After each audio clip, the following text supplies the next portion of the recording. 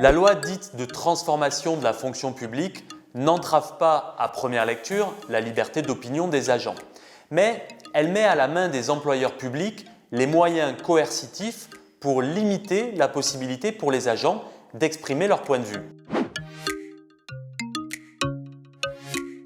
Parmi les articles de la loi de transformation de la fonction publique qui tentent de remettre en cause la liberté d'expression, il y a l'article 15 qui généralise la possibilité d'une exclusion temporaire de fonction de 3 jours sur simple décision hiérarchique. Jusqu'à présent, cette disposition n'existait que dans la fonction publique territoriale.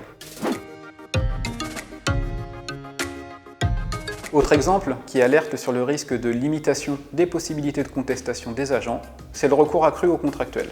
Il y a là un levier supplémentaire pour museler la parole, puisque les agents non titulaires sont soumis aux pressions du renouvellement de contrat ou de la négociation salariale, alors que les fonctionnaires disposent de droits garantis par la loi.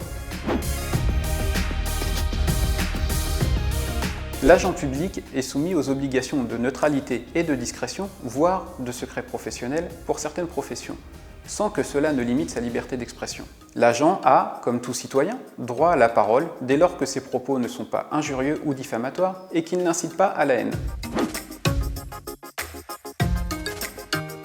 Le droit syndical n'a jusque-là jamais été remis en cause. Chaque personnel, qu'il soit titulaire ou non, a le droit de participer à une heure mensuelle d'information syndicale, de faire un stage, une formation ou d'assister à un bureau, un conseil ou un congrès syndical sur son temps de travail. Il est aussi bien entendu possible d'exercer un mandat syndical.